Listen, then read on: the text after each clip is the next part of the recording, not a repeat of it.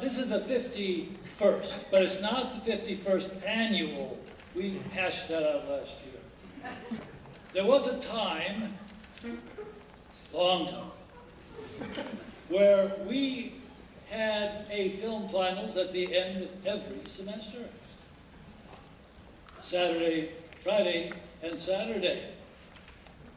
But the auditorium has added seats since then. And it looks like there are actually fewer people this time. But you are all dedicated. Everybody was pretty dedicated back then. Now, in those days, I'm talking what? 63?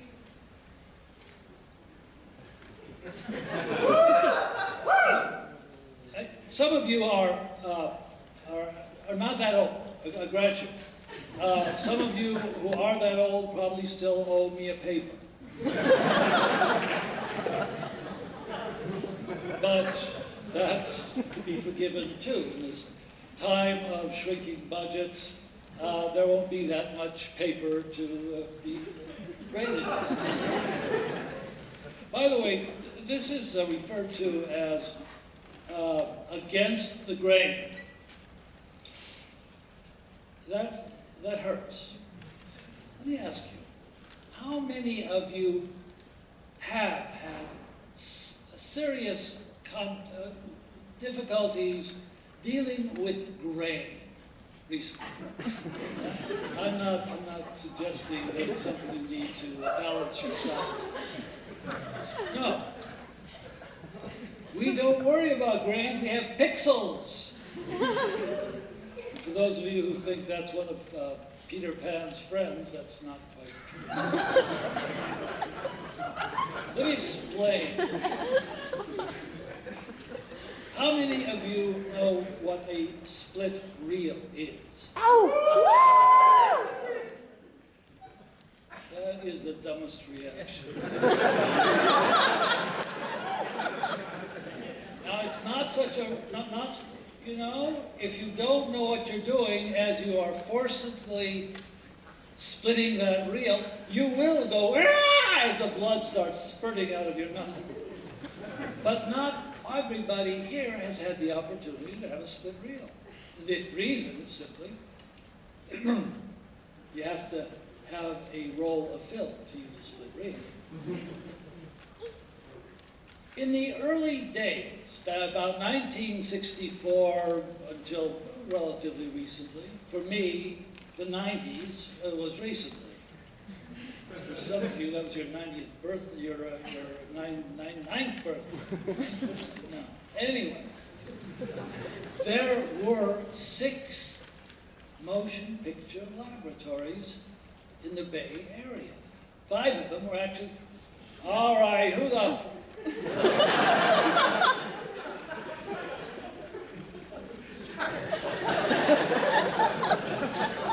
You know, when you give up the teaching assistant, that's what happens. Anyway,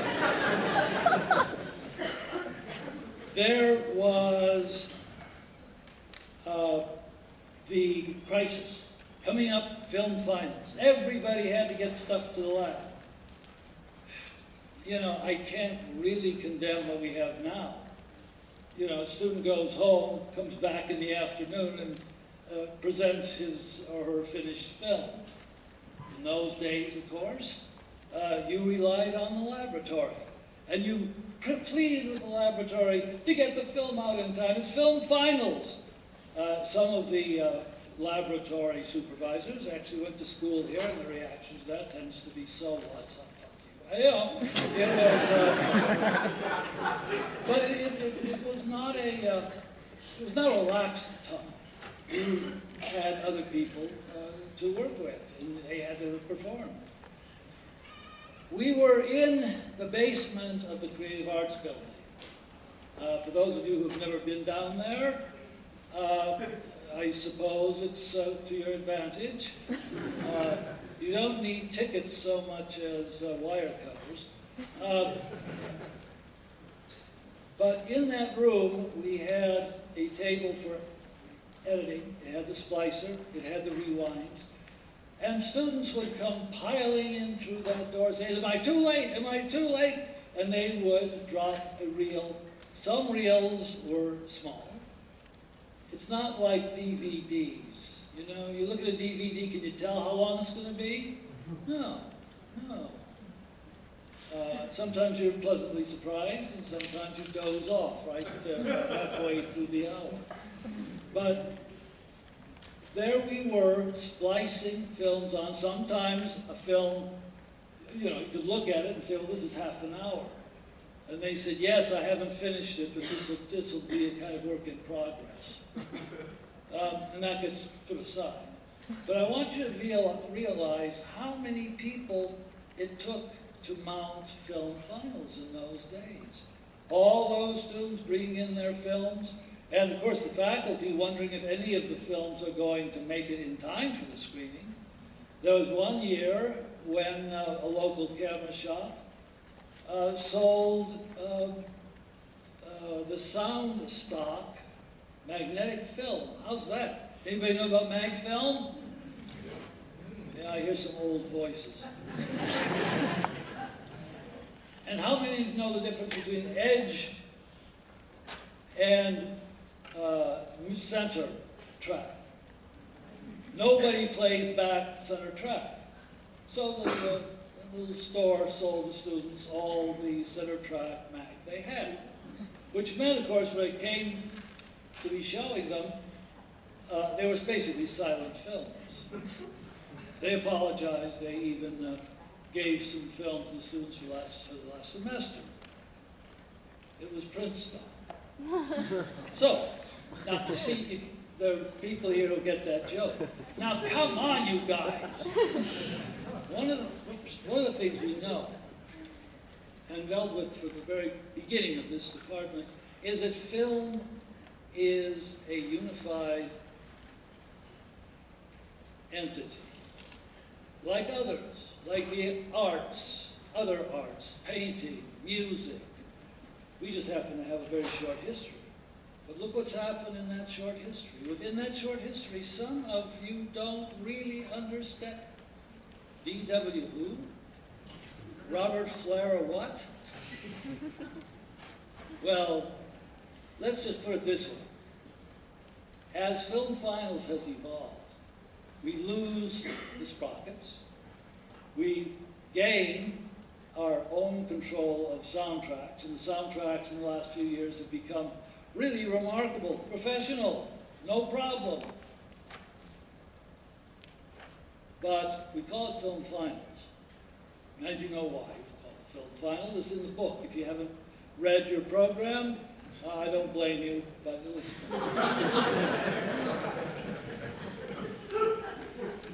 let's say that every Film Finals, everybody who participates as filmmakers, as audience, you're watching not finals, you're watching the beginnings of new talent and new statements that will go on from here on out. It's been that way since the beginning, and I trust, given budget constraints, it'll continue. Thanks.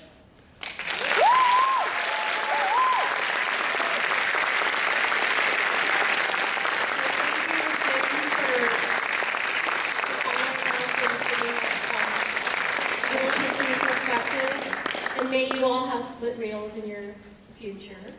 I just want to point out, Jim was actually hired in 1963 at the start of the cinema department, so he's probably been to every single Film Finals, and we're very honored that he's come through. So now I want to introduce our guest speaker, Jeffrey Friedman, who's an Academy and Emmy Award-winning co-director, and most of you know him from his co-directing of Howl, which recently got released, and Celluloid Closet. And we've invited him to come share a little perspective from his trailblazing independent filmmaking career.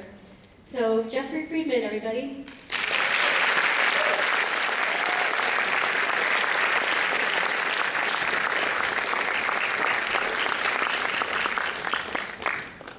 Thank you. Thanks for inviting me. Oh, I was told I had to be inspiring. And first I laughed, and then I started to think, well, what does that mean? And you know, who inspired me? And how did I end up here, having done what I've done, and in a position where people are asking me to make inspiring speeches?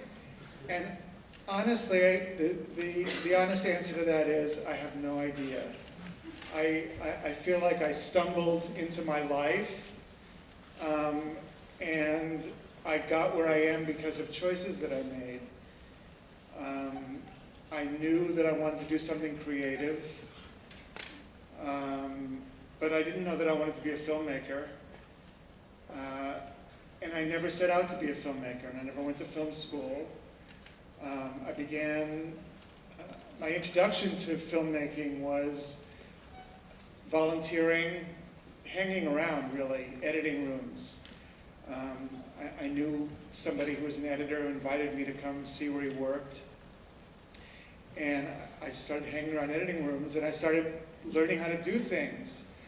And I became an apprentice editor, and I got into the union as an apprentice editor. And you know, they call it an apprentice editor, but I always sort of scoffed at that, because what I was learning to do at that time was very menial work. I was a file clerk, essentially, and I was dealing with real film, and I was logging numbers, and I was making charts and systems and keeping track of film. That's what I was doing.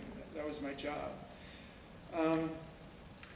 And I wasn't sure, you know, I mean, to me, I couldn't see any connection between what I was learning and the actual creative act of making movies. And I really didn't see it for years. I think one of the things that I learned, you know, first of all, I learned a lot of logistics about storytelling. I mean, storytelling is something that you can, you know, it's a craft that you can get better at. And there are things you need to tell a story. And as an apprentice editor and an assistant editor, my job was to anticipate the needs of the editor. So I had to sort of guess what those needs were, and that was my way of understanding what a person needs to tell a story, given these materials, which are little pieces of film telling parts of a scene. So I mean, it entered my consciousness very unconsciously, I'd have to say. You know, I got a very good reputation for making charts.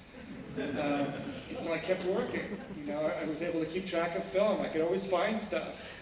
You know, if somebody needed a 2-frame piece of film, I knew where it was. So it became very valuable. And that gave me the opportunity to work around some amazingly talented, creative people.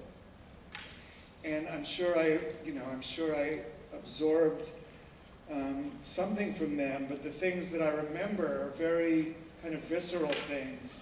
I remember the physicality of film editing back when we were working with film. I remember one of the first editors I worked with was Dee Dee Allen, who was one of the great editors. She edited Bonnie and Clyde and a bunch of movies that you've seen on television. But she was like a groundbreaking editor, and I really lucked into this job. And I remember her making an edit with her. You know about upright moviolas, right? These old, there were these old industrial machines. I mean, it really feels like the Industrial Revolution. But it wasn't that long ago. But you know, there were these big machines that the film would clatter through, and you would break it. It had a foot brake and a hand brake. and you stood up and fed the shots through the machine, and you'd stop it when it was time to stop. And there was like a real physical involvement with the film.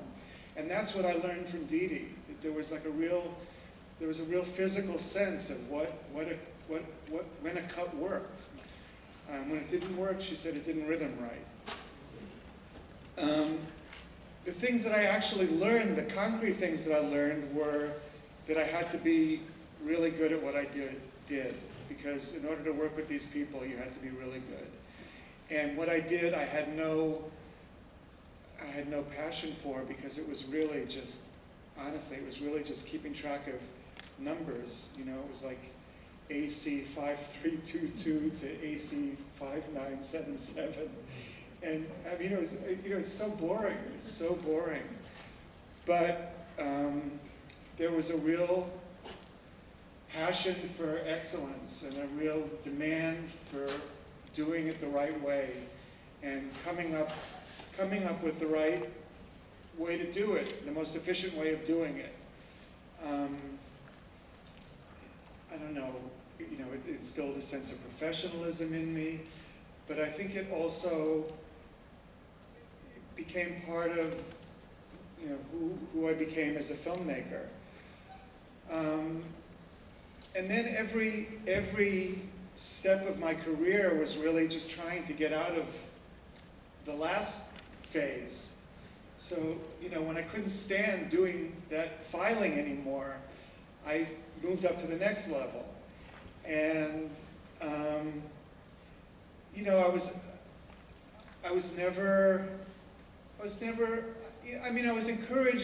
I was encouraged to keep doing what I was doing because I was good at it.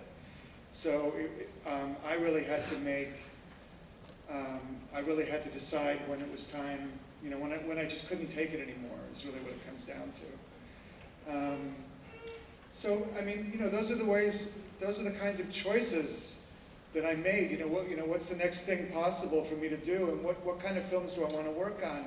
I found myself working on documentaries and features, and they were both really interesting to me, but documentaries were more accessible in a way. They allowed me to be closer to the process. They were smaller crews, smaller teams, and I felt much more connected to the subject matter. Whereas in feature films, I often felt very alienated from the films that I was working on. So I started, working on more documentaries, and that's sort of how I ended up getting into becoming a documentary filmmaker at first.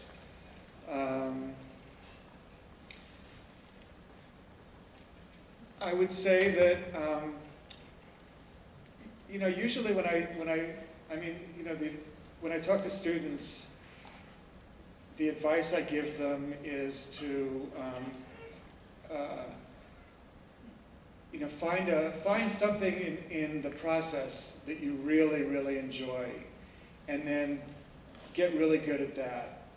So, I mean, for me, it was, I happened into editing, and I was fascinated by it. The idea of putting shots together and making something happen was kind of, it was kind of a magic thing. And I really wanted to be able to do that. And that's how I eventually became an editor. I got so good that they wanted me so badly that I said I would only take a job if they let me cut sequences. So then I was actually, at that point I really was apprenticing, and I was being, my work was being critiqued. And I was having maybe an experience that is comparable to your film school experience, which is one way of saying that you have a head start in a way. You've had a very focused education in the art and craft of filmmaking,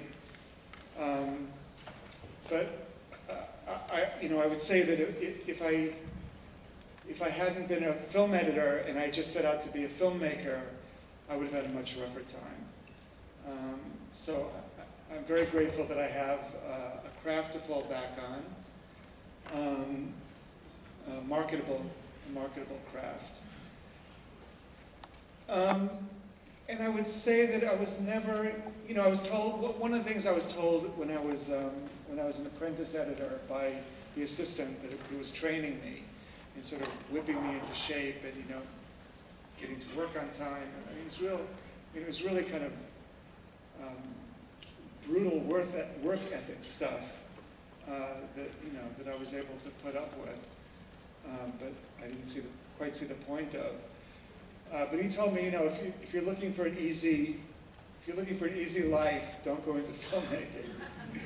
And I really didn't know what he meant, except that there were long hours and it was hard work.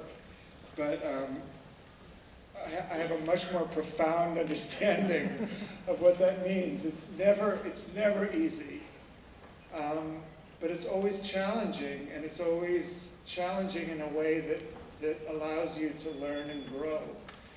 And it allows you to learn about people and meet people and go into worlds that you would never go into otherwise.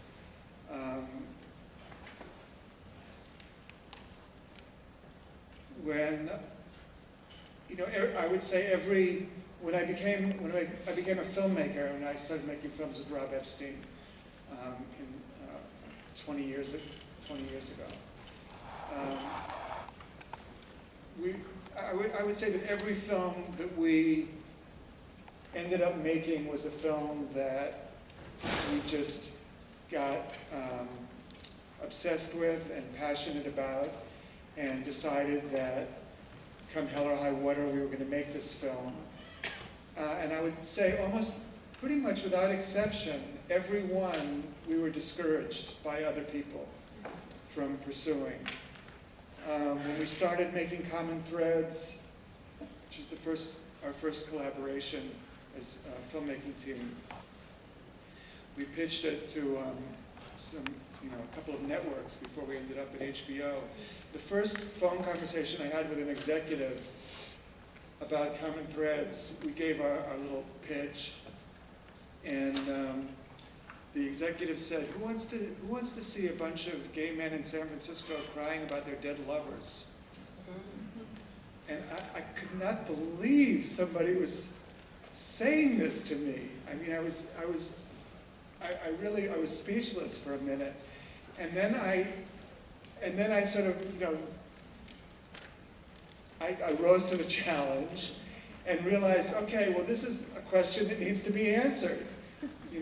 What is it about the story that's compelling and interesting, and what is it that drew me to it? And I think the thing that inspired me about film and the arts is the sense of connection to the human experience. And the films that inspired me when I was growing up were films that taught me about humanity, just what it means to be human. And I feel that film can be it can be a wonderful toy, and it can do wonderful tricks, and you can have wonderful fun with it. But it also has the power to do real good in the world, and to really change the way people think about things. And Common Threads was a success, and it won an Academy Award, which is really incredible and exciting. But the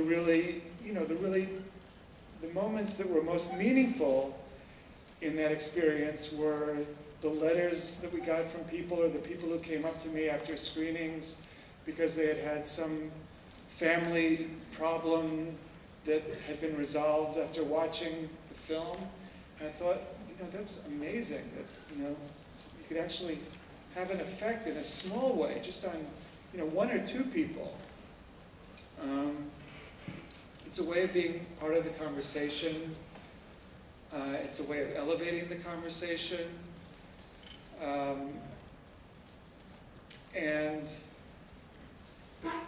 I would urge you all to join the conversation and not be discouraged.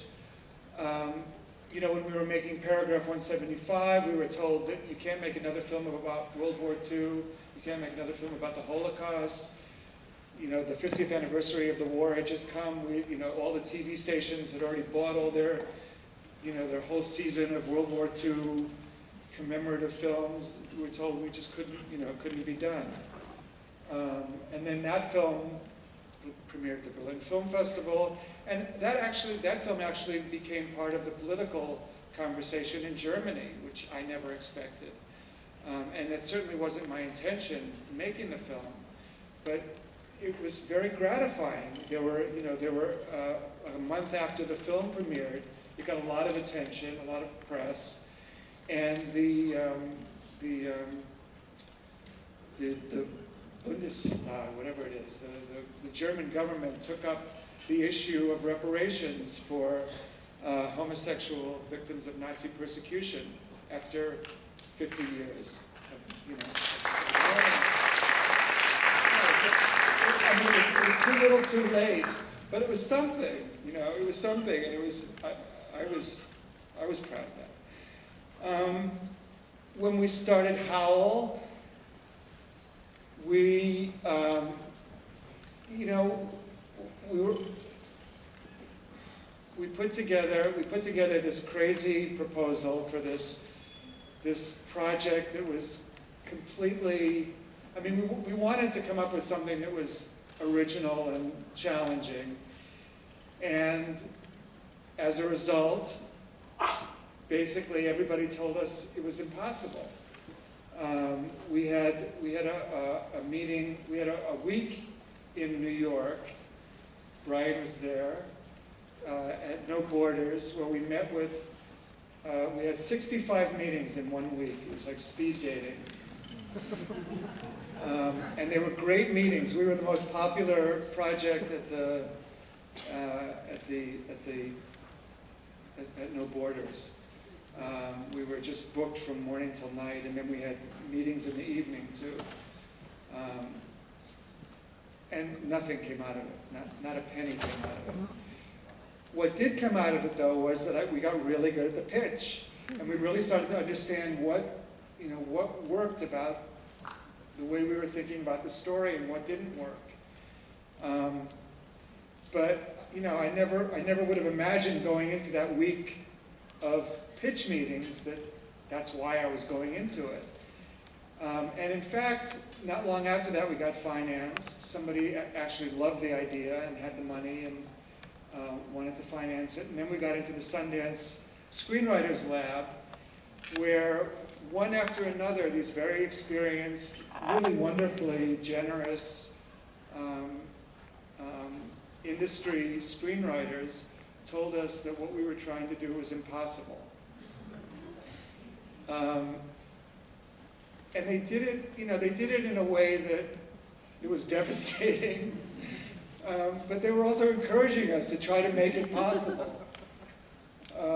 So I guess what I would say is that every film to me feels like it's impossible. And every film feels like a miracle when you finally get it made.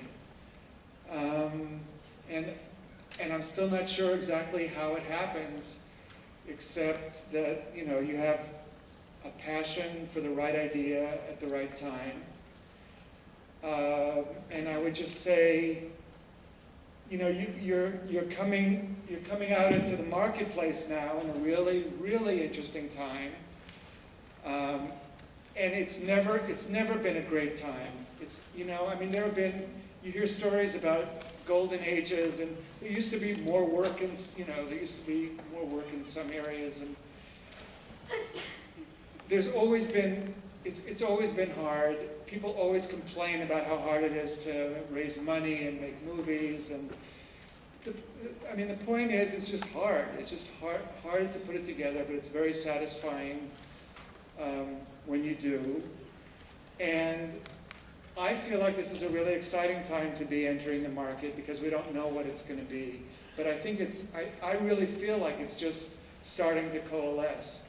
I feel like the means of distribution, they're in complete disarray now. Everybody's stealing movies and downloading movies for free, and filmmakers can't make a living if people are stealing their work. But we're getting to a point now where it's going to get worked out. And at that point, there's going to be a huge demand for product, as they call it, material, content, product with content. So, I would urge you to think about the means of distribution and ways of using the technology and the social networking and the communication tools that you've grown up with,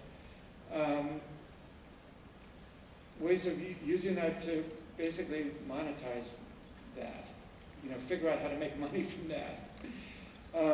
But one of you will do that, somebody will do that, it will create a revenue stream, and then you'll be able to, your movies will get out there and they'll be able to be seen. You'll be able to make a living from them. I mean, I'm still amazed that I've been able to support myself, basically telling stories about things that I care about since I was 20. And so, I guess by way of inspiration, I would just say it's possible. So go for it.